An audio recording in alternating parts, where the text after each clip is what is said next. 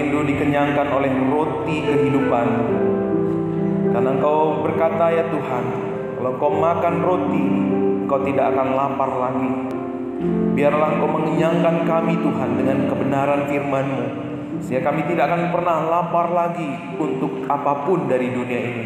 Kami hanya datang kepada firman-Mu yang hidup, yang memuaskan, mengenyangkan, memulihkan, dan menyembuhkan kami. Hamba-Mu penuh dengan kekurangan dan keterbatasan Tuhan. Biarlah Engkau pakai, Engkau limpahkan kasih karunia-Mu Tuhan. Engkau sembunyikan di belakang kayu salib-Mu, supaya kemuliaan-Mu saja yang tampak buat kami. Biar ketika kami mendengar firman-Mu, firman-Mu ini Tuhan, kami resap, kami terima, menjadi termatrai dalam hati sanubari kami, menjadi bagian kekal yang tidak pernah bisa diambil oleh apapun dari dunia ini. Ketika kami mendengar firman-Mu Bapa, untuk kami hidupi, untuk kami lakukan di setiap napas hidup kami. Berbicaralah Bapa, Roh Kudus-Mu Tuhan yang sempurna akan menyempurnakan firman-Mu ketika kami mendengarnya. Kuasa Tuhan bekerja. Di dalam nama Yesus kami sudah berdoa. Haleluya. Amin. Salam. Selamat hari Minggu yang diberkati. Boleh sapa samping kiri dan kanannya. Aku senang melihatmu ada di sini. Amin. Lewat sapaan kita bisa menjadi berkat ya buat teman-teman kita. Nah, Bapak Ibu, Saudara, judul firman Tuhan hari ini adalah Allah tidak pernah gagal. Beberapa waktu di hari malam Kamis yang lalu, kita pasti kebanyakan bapak-bapak di sini nonton sepak bola. Pada waktu itu wasitnya ngeprank seluruh dunia. Karena sudah ditiup peluit yang panjang, ternyata bukan mengakhiri pertandingan, tetapi karena ada pelanggaran.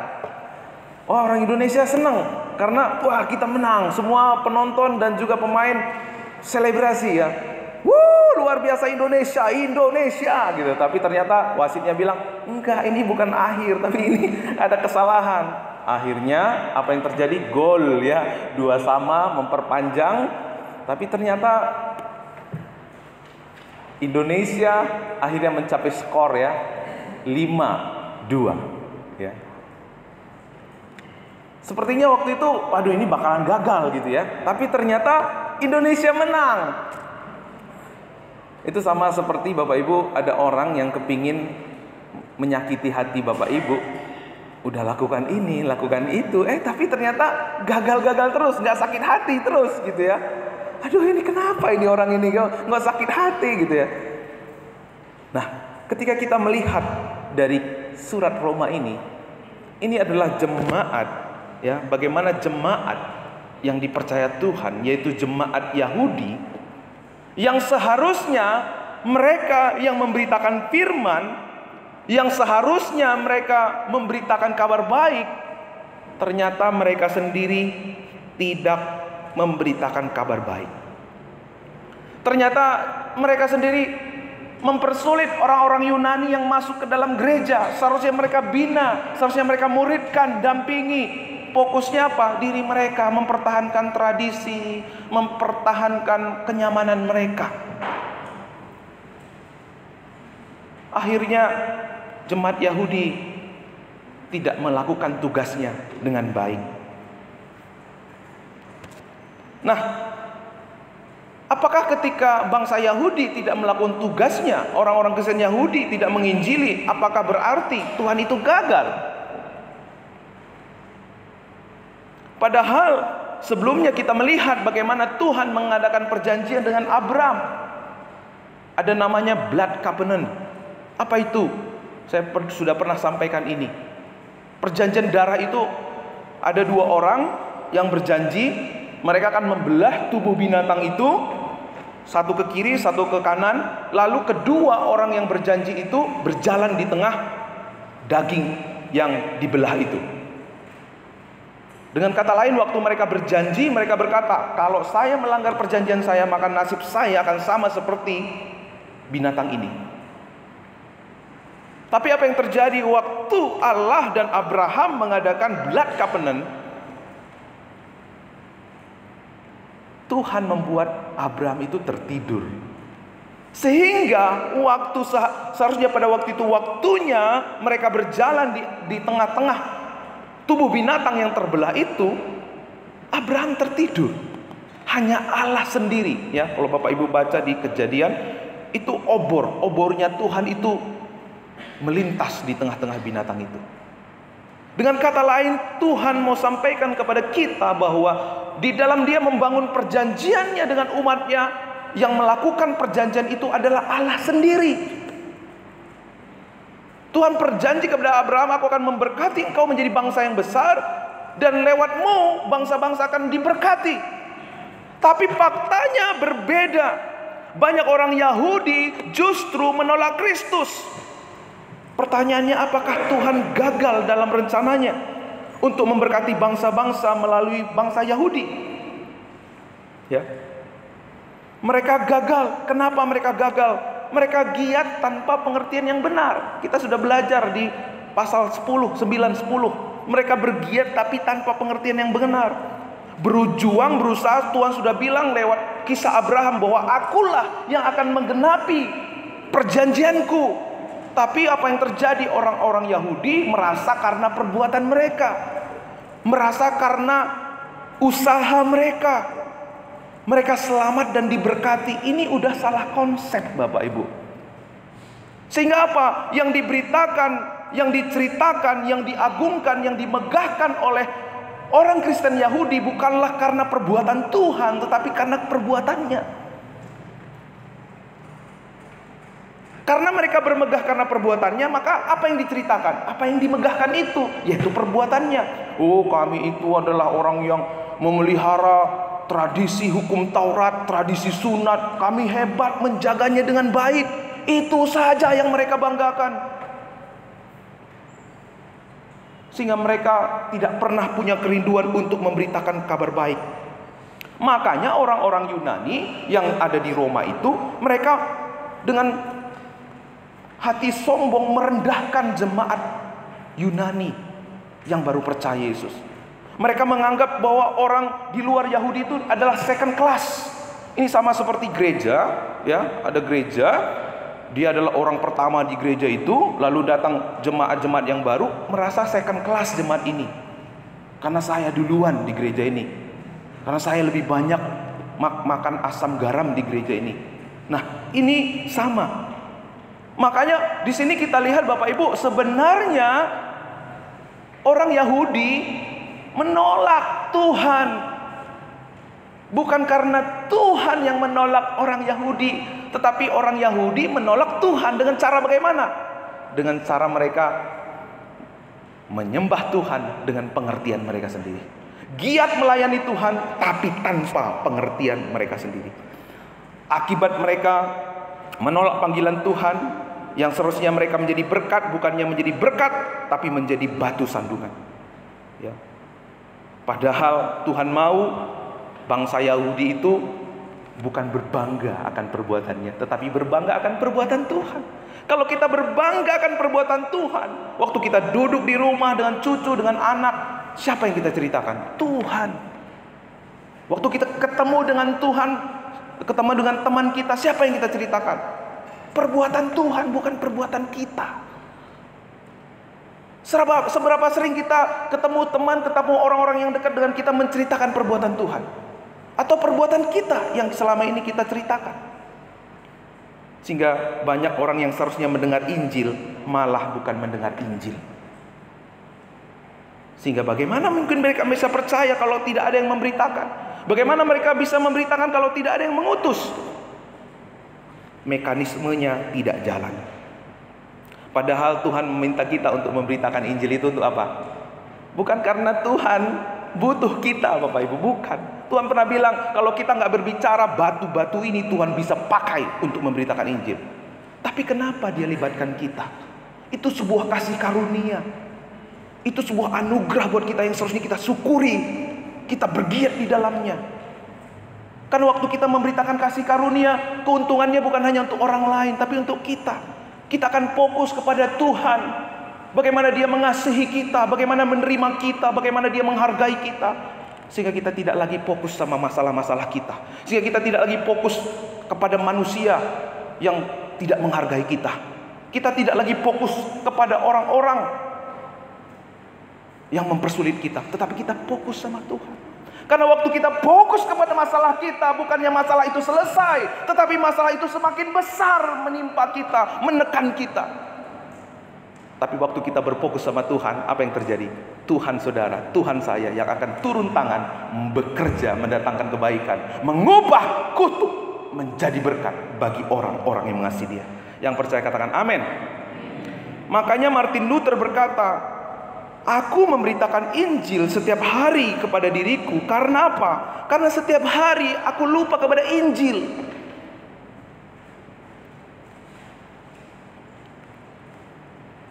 Jadi waktu saudara diminta Tuhan untuk memberitakan Injil, Dia minta kita, Dia beri kita amanat agung. Ingat, itu sebenarnya sebagai sarana Tuhan untuk membawa kita dalam rencananya. Itu sebenarnya sarana Tuhan untuk kita mendapatkan kekuatan Injil di dalam hidup kita. So, firman Tuhan katakan, Injil itu adalah kekuatan Allah. Jadi waktu bangsa Israel, bangsa Yahudi tidak memberitakan Injil, bukan berarti gagal. Ya, bukan berarti gagal. Ya, saya ulang lagi keadaan jemaat Roma, ada ketegangan antara jemaat Yahudi dan Yunani, tapi juga ada penganiayaan.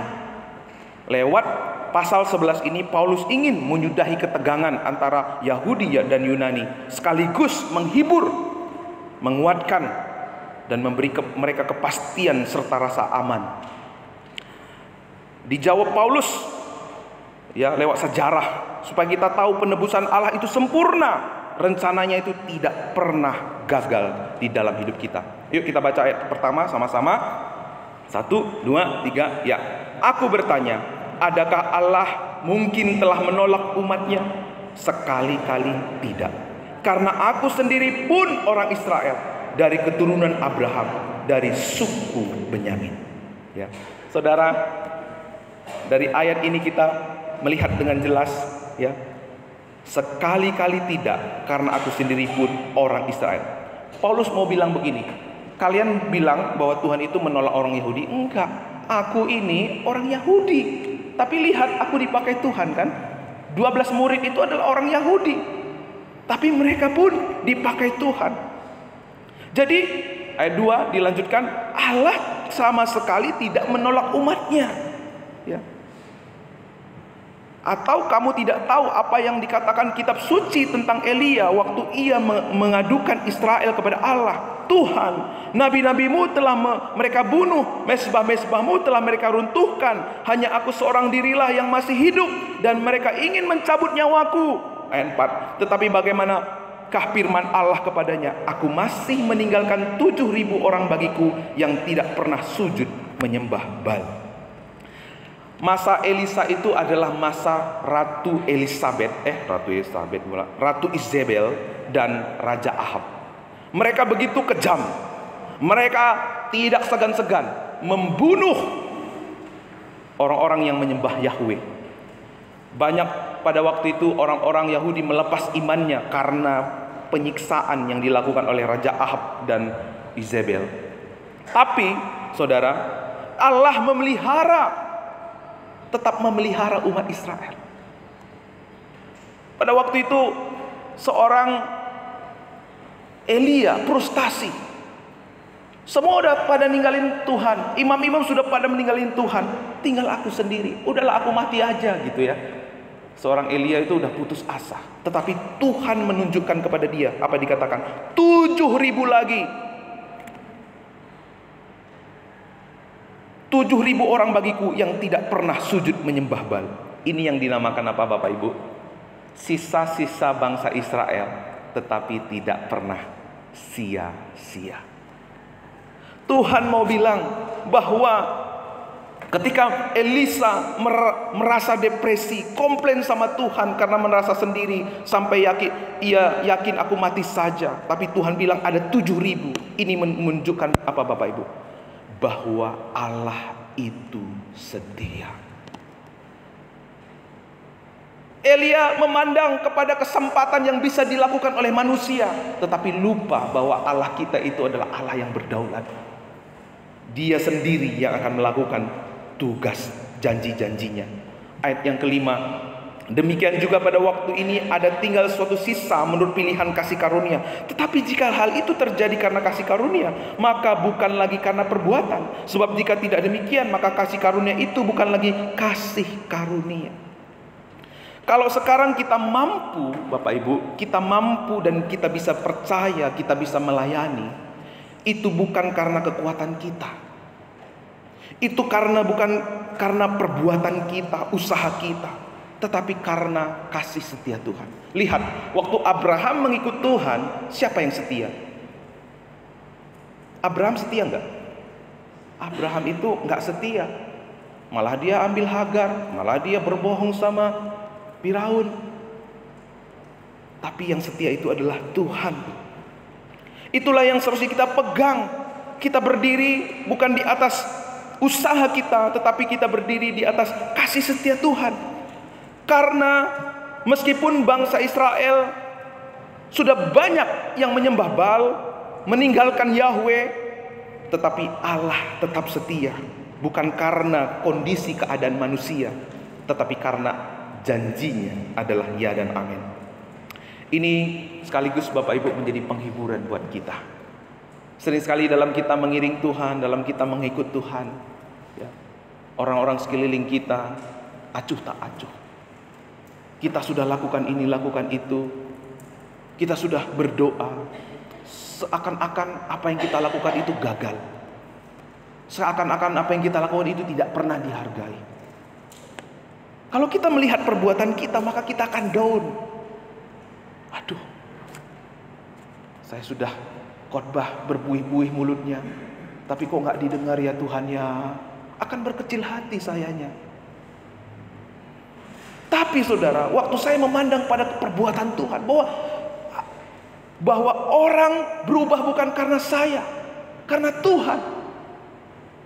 Meskipun saat ini orang yang kita layani misalnya tidak pernah merespon, udah kita beritakan Injil sampai berbuih-buih nggak pernah respon. Tapi ingat, suatu hari ada waktu di mana Tuhan menyatakan kedaulatannya. Kemarin PBI saya bertemu dengan satu orang jemaat Ciseeng ya, dan nanti akan dibaptis.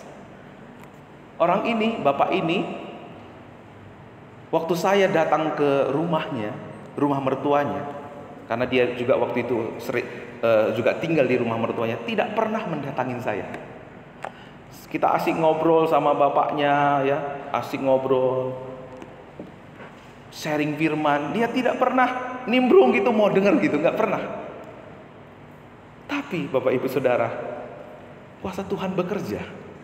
Hari ini semua keluarga itu sudah datang kepada Yesus, sudah bergereja.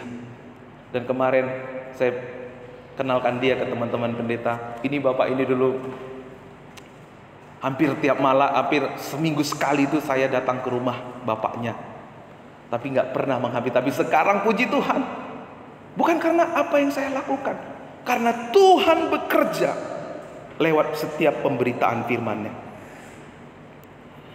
Orang Israel tersisa karena apa? Itu pun karena kasih karunia Tuhan yang menopang mereka, yang menyempurnakan mereka. Ini juga menjadi penghiburan buat kita, bahwa waktu kita memberitakan firman, urusan kita bukan didengar atau tidak didengar. Urusan kita adalah taat atau tidak mau taat. Sering sekali kita fokus kepada masalah yang kita hadapi. Sering kali kita fokus kepada kelemahan yang kita miliki. Makanya kita juga akhirnya menjadi orang yang fokus kepada kelemahan orang lain. Kalau ada kelemahan orang lain itu buru-buru itu langsung menyerang. Tapi kalau kelebihan orang lain nggak sulit untuk mengakuinya. Kenapa? Kita terlalu fokus sama diri kita. Sama seperti pointer ini. Kalau saya lihat pointer ini di depan mata saya, Bapak Ibu saya lihat nggak? Bapak Ibu yang begitu cantik, bapak-bapak yang begitu ganteng, saya lihat nggak? Nggak bisa lihat. Kenapa? Karena saya terlalu fokus kepada pointer ini. Itulah yang sering terjadi. Kita sering terlalu fokus kepada pergumulan kita, kepada kesulitan kita, kepada sakit hati kita, sehingga kita tidak pernah bisa melihat rencana Tuhan yang begitu besar dalam hidup kita. Amin. Ayat 7. Jadi bagaimana Israel tidak memperoleh apa yang dikejarnya, tetapi orang yang terpilih telah memperolehnya, dan orang-orang yang lain telah tegar hatinya. Seperti ada tertulis, Allah membuat mereka tidur nyenyak, memberikan mata untuk tidak melihat dan telinga untuk tidak mendengar, sampai kepada hari sekarang ini. Daud berkata, biarlah jamuan mereka menjadi jerat perangkap, penyesat pembalasan bagi mereka, dan biarlah mata mereka menjadi gelap sehingga mereka tidak melihat, dan buatlah punggung mereka terus menjadi membungkuk. Ayat 7-8 ini dikutip dari Musa melalui kitab Ulangan. Ada kitab Yesaya, ada juga Daud melalui Mazmur. Apakah Tuhan jahat sehingga menutup mata mereka? Apakah Tuhan jahat sehingga membuat mereka telinganya tertutup? Apakah Tuhan jahat sehingga Tuhan membuat mereka tertidur? Dan Allah menyerahkan mereka kepada hasrat dan keinginan mereka masing-masing karena tidak mau percaya dan merendahkan diri. Apakah demikian, Bapak Ibu? Ya. Kenapa Tuhan bilang biar mata mereka tertutup, biar telinga mereka tidak mendengar, biar mereka tertidur, supaya mereka apa? Diserahkan kepada hasrat dan keinginan mereka. Apakah Tuhan memang sekejam itu? Kalau begitu, berarti keselamatan itu bisa hilang dong. Katanya keselamatan itu anugerah. Katanya tadi di awal disampaikan di khotbah bahwa Tuhan sendiri yang akan menggenapi rencananya. Tapi kalau misalnya orang-orang Israel itu akhirnya menutup matanya, telinganya karena Tuhan sendiri yang juga mengatakan demikian, apakah berarti memang Tuhan itu bisa berubah kesetiaannya kepada kita? Ayat 11, kita lihat ayat 11. Maka aku bertanya, adakah mereka tersandung dan harus jatuh? Sekali-kali tidak. Tetapi oleh karena pelanggaran mereka, keselamatan telah sampai kepada bangsa-bangsa lain, supaya membuat mereka cemburu. Ayat 11 ini Paulus menjelaskan mengapa orang Yahudi tersandung. Justru lewat kegagalan orang Yahudi, Tuhan sedang merencanakan pekerjaan yang lebih besar. Karena lewat kegagalan orang Yahudi, akhirnya berita baik itu sampai kepada bangsa-bangsa. Banyak orang akhirnya menerima Injil. Suku Karo, suku Batak, suku Jawa, Indonesia menerima Injil. Tuhan pakai untuk memenangkan bangsa-bangsa lain. Orang-orang Yahudi tersandung itu bukan karena perbuatan Tuhan, tapi karena pilihan mereka sendiri. Mereka menjadi congkak, merasa posisinya paling tinggi, sehingga menomorduakan jemaat lain. Yesus pernah marah di bait suci, ya. Kenapa? Karena banyak orang menggunakan rumah doa menjadi tempat berjualan. Padahal waktu Tuhan Yesus tersalib, tirai bait Allah terbelah dua. Tidak lagi ada pemisah. Begitu pula tidak ada lagi perbedaan antara suku bangsa. Semua diperkenankan untuk datang kepadanya. Tapi mereka tidak bisa terima, sehingga mereka cemburu. Jadi mereka cemburu itu karena mereka sendiri, ya. Ayat 12, Bapak Ibu bisa baca di sana, ayat 12 sampai 16 di sini, bagaimana Tuhan memperkenalkan, ya, Yesus itu adalah roti hidup. Yesus itu adalah pokok. Yahudi takut pada Yahweh, tetapi takutnya salah. Orang-orang Yahudi beribadah kepada Tuhan tapi tanpa pengertian yang benar. Kenapa? Karena mereka beribadah berdasarkan hukum Taurat. Hukum Taurat itu bagus, tapi hukum Taurat itu sarana, bukan tujuan. Sedangkan Bapak Ibu Saudara, yang Tuhan mau kita beribadah, kita berbakti, ya, seperti sekolah minggu hari ini menjadi keluarga yang menjadi teladan dalam beribadah, ya. Kita beribadah itu dengan tulus, dengan segenap hati, dengan ikhlas. Kapan itu terjadi? Saat kita mengalami kasih Tuhan yang besar. Saat kita sungguh-sungguh menyadari Tuhan sudah menanggung kutuk dosa dan pelanggaran kita. Jadi Bapak Ibu, saat Tuhan izinkan keburukan terjadi, bukan berarti Tuhan itu jahat.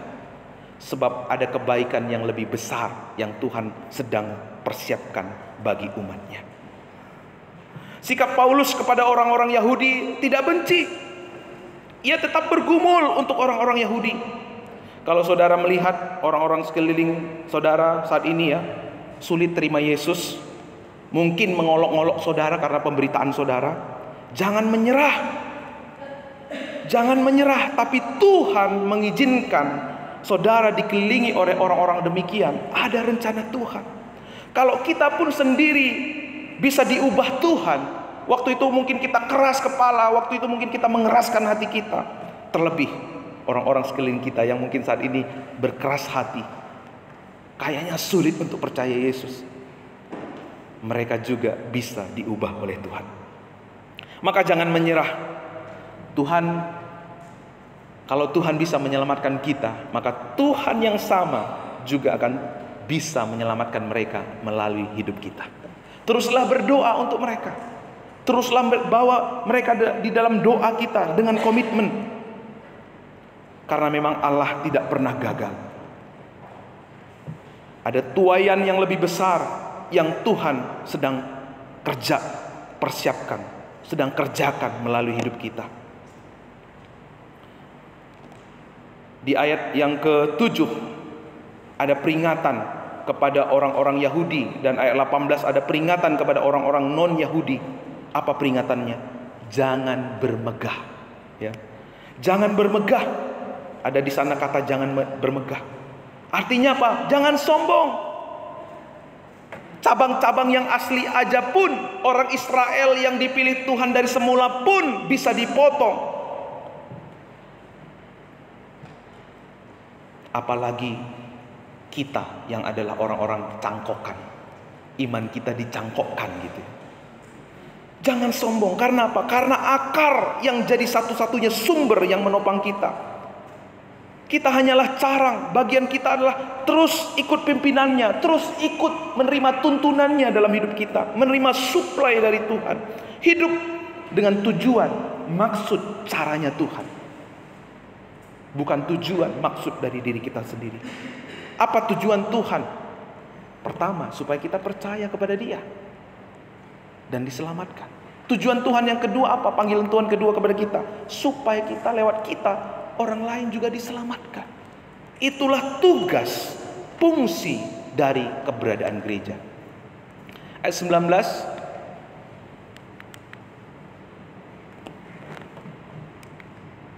Ya, ayat 19 di sini kita melihat bagaimana mereka ditolak karena tidak percaya. Bukan karena mereka tidak melakukan upacara-upacara, tapi ini masalah hati, Bapak Ibu. Kalau upacara dan pelayanan mungkin orang-orang Yahudi dan Yunani ini bergiat. Ya. Karena persoalannya adalah masalah hati. Sering sekali kata anugerah itu menjadi terlalu sering kita dengar, sehingga kita tidak menghargai anugerah dan keselamatan. Akhirnya kita tidak mengalami.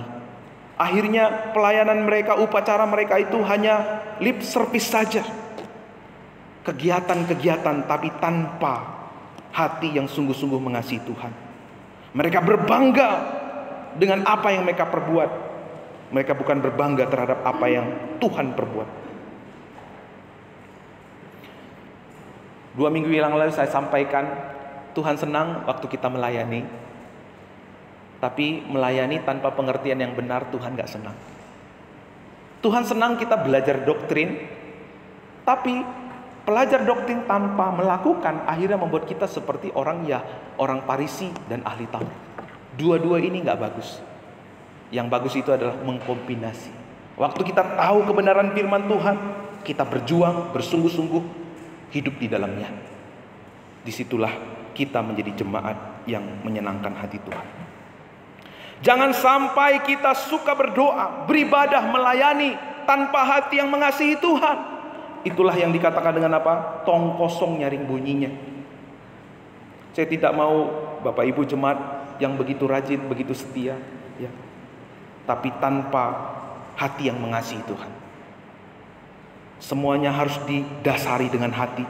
Ayat 21, 22. Jika tidak, maka akan dipotongnya. Apa artinya? Kita akan apa? Apakah artinya kita kehilangan keselamatan? Bapak Ibu, arti kata dipotongnya di sini, apakah orang percaya bisa kehilangan keselamatan?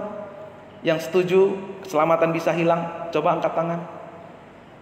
Yang tidak setuju keselamatan nggak bisa hilang, coba angkat tangan.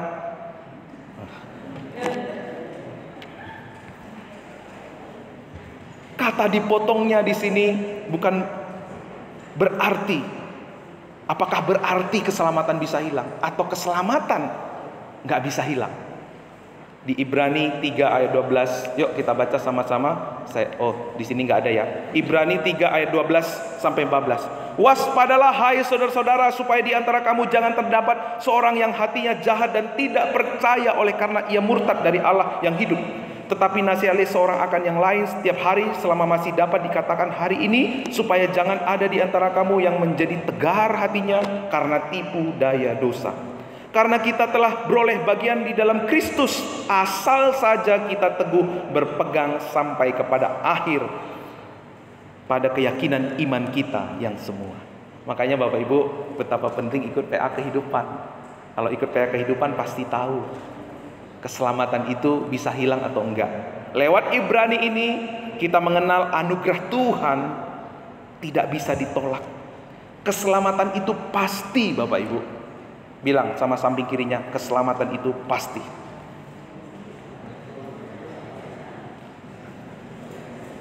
Karena kalau Tuhan yang menepati janjinya bisa gagal nggak? Nggak bisa gagal.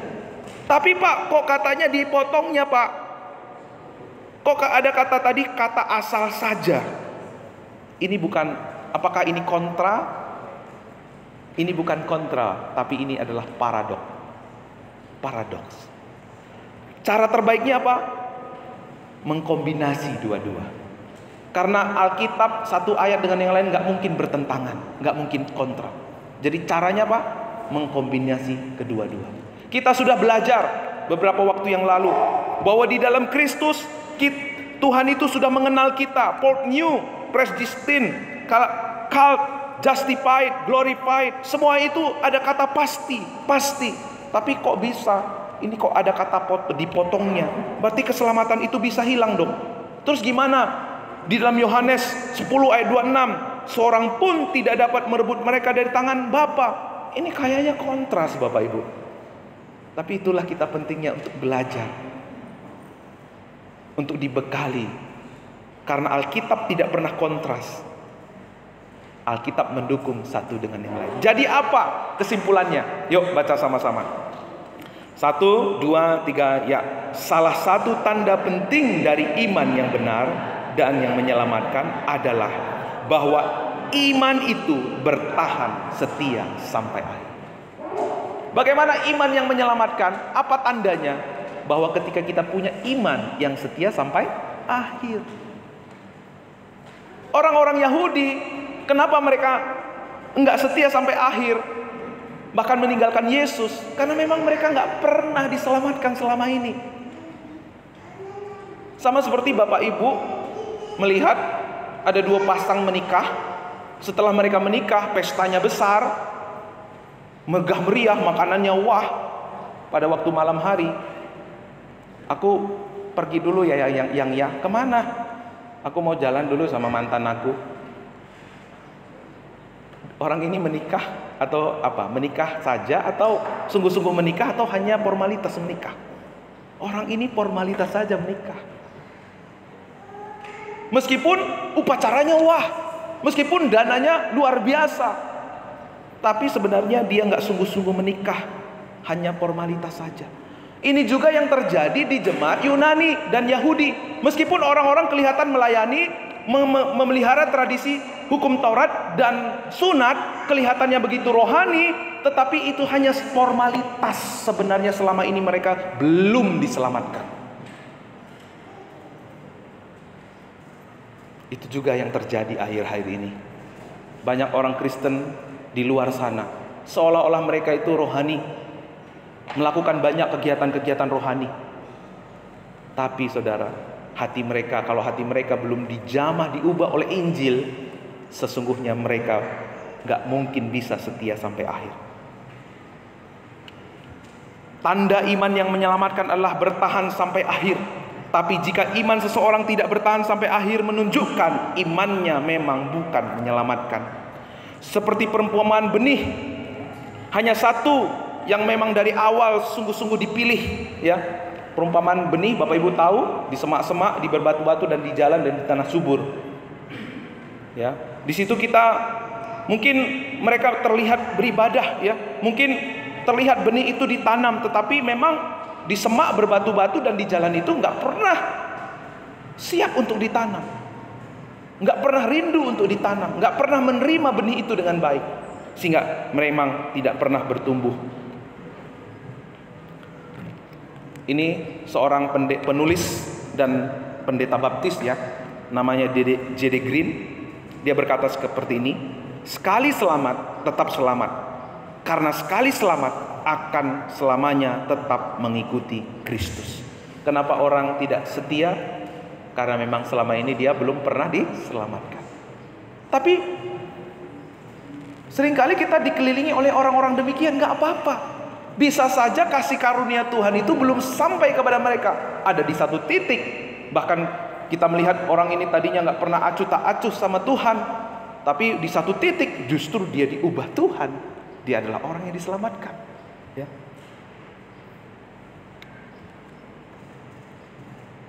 Seorang Kristen bisa saja melakukan banyak upacara dan kegiatan rohani dan memberi banyak persembahan, tapi tanpa ada komitmen dan kesungguhan, semuanya itu kayak tong kosong nyaring bunyinya. Tapi bukan berarti Bapak Ibu lewat khotbah ini, wah kalau besok kita nggak sungguh-sungguh lah melayani, udahlah biasa-biasa aja lah memberi juga. Bukan begitu. Artinya kita lakukan itu semua karena kita mengasihi Tuhan, karena kita telah mengalami Injil di dalam hidup kita.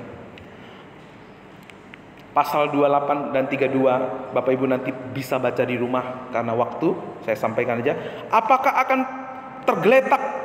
Israel akan tergeletak untuk selama-lamanya? Satu kali kelak ada kesempatan yang akan Tuhan kasih buat mereka. Makanya Tuhan kita itu misteri, gak bisa diselami, ya. Bahwa banyak orang dari bangsa Israel memang sekarang menolak Tuhan, tetapi di hari-hari terakhir akan ada tuaian besar sebelum kesudahan segala sesuatu. Itulah yang dinubuatkan kepada bangsa Israel. Ada hari-hari terakhir di mana bangsa Israel itu secara berbondong-bondong akan kembali kepada Tuhan. Ayat 33 sampai 36 ini bicara tentang doksologi. Bagaimana Paulus memuliakan Tuhan. Segala yang terjadi dalam hidup kita adalah untuk memproklamasikan, menyatakan, mempertontonkan kemuliaannya. Tuhan itu misteri, tidak terpahami, tidak terselami, karena hikmatnya luar biasa. Mungkin saudara bertanya, kenapa Paulus menulis semuanya ini? Biar hati kita melimpah dengan syukur bahwa Allah yang kita sembah itu adalah Allah yang maha besar, Allah yang tidak terselami. Bagian kita adalah menerima Injilnya dan fokus hidup di dalamnya. Karena tanpa Injilnya kita akan mencuri kemuliaan Tuhan. Kita lupa mengucap syukur sama Tuhan. Bahkan yang terjadi, kita suka menghakimi orang lain. Kita yang tadinya bukan orang-orang yang terhitung, bukan siapa-siapa, Tuhan cangkokkan menjadi umatnya. Ini akan memberi kita satu kesadaran, rasa syukur yang luar biasa. Kita tadinya adalah sampah kehidupan, tapi Allah menyatakan kemuliaannya kepada kita. Maka mari kita berserah, mempercayakan hidup kita. Tuhan, terjadilah hidupku seperti kehendak-Mu. Mungkin selama ini kita punya pergumulan seperti Elia. Mari kita ingat kasih setianya tidak pernah beranjak, tidak pernah berlalu. Janjinya ya dan amin. Teruslah bersyukur, berserah, bersandar, sebab Dia yang berdaulat, hikmat-Nya tak terselami. Banyak dari kita mengerti, tapi Tuhan mau kita tidak hanya mengerti tetapi berserah, sebab Ia akan bekerja menurut kekayaan dan kemuliaan-Nya. Mari kita tunduk kepala.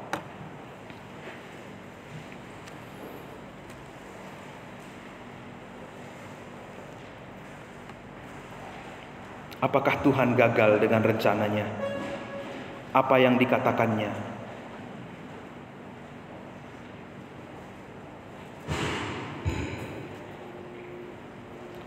Hal ini pernah dialami oleh bangsa Israel.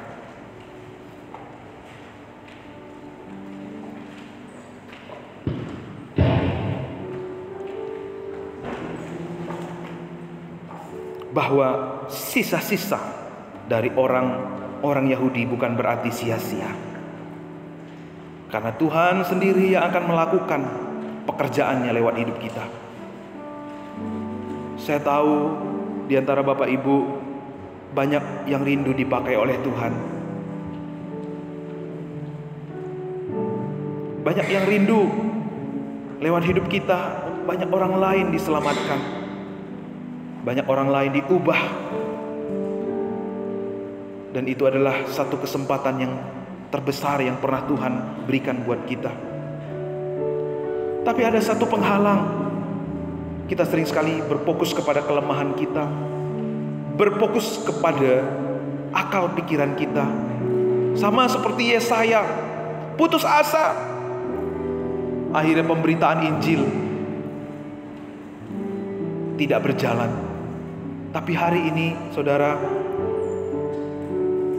Tuhan kitalah yang berdaulat. Bagian kita hanya taat, taat mendoakan, taat berbagi, bersaksi, taat untuk menjadi berkat. Karena pada waktu itu Tuhanlah yang akan mengubah hati mereka. Karena Tuhanlah yang akan menggenapi rencananya di dalam kehidupan kita. Mungkin saudara terlalu fokus kepada kelemahan saudara. Mungkin saudara terlalu fokus kepada orang-orang yang membuat saudara tidak percaya diri. Hari ini mari fokuslah kepada Tuhan kita. Kalau Dia yang berjanji, Dia yang melakukan janji itu bagi kita, Dia juga yang akan menggenapinya bagi kita. Sehingga mulut kita tidak akan pernah berhenti untuk menceritakan kemuliaan-Nya. Tuhan yang kita sembah adalah Tuhan yang sama. Dia memiliki rencana yang indah, dan rencananya tidak akan pernah gagal bagi orang-orang mengasihi Dia. Ku rindu setiap waktu hidupi kebenaran-Mu, bukan dengan kuatku, namun karena Roh-Mu. Yesus Kau yang ku pegang. Saya jemput Bapak Ibu untuk bangkit berdiri. Katakan dengan sepenuh hati, ku rindu setiap waktu Tuhan. Ku rindu setiap waktu hidupi kebenaran-Mu. Haleluya.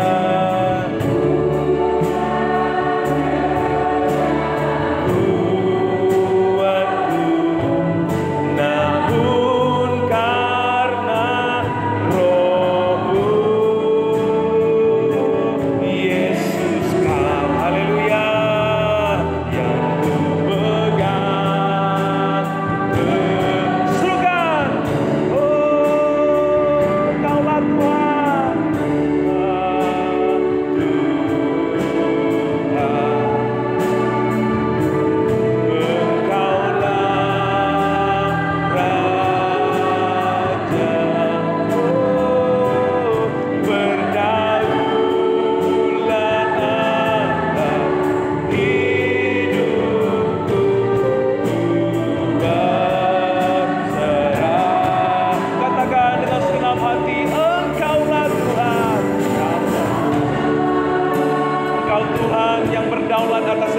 kami Bapa.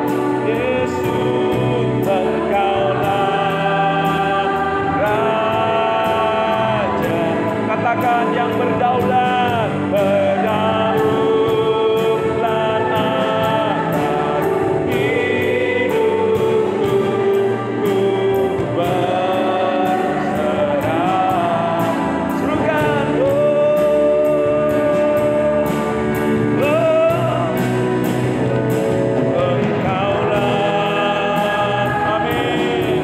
Engkaulah Tuhan kami, Engkaulah Raja kami.